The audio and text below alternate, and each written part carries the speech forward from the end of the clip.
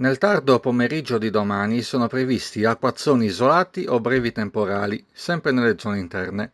Probabilmente si formeranno nel Sarcidano, in Ogliastra, nel Supramonte e nel Nuorese.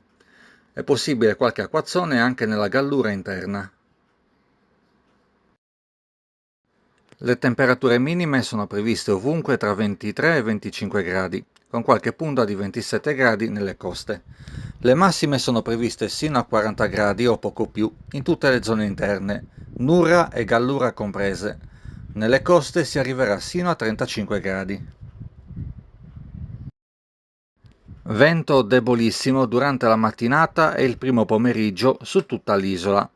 Di pomeriggio aumenterà leggermente nella parte occidentale dell'isola, da Maestrale e Ponente, e nel Cagliaritano da Scirocco. In entrambi i casi c'è ad essere una basca dei Zimmorri. La Protezione Civile ha emesso il bollettino di previsione pericolo incendi, con molte zone contrassegnate con codice arancione. Nell'immagine potete vedere la distribuzione dei vari codici.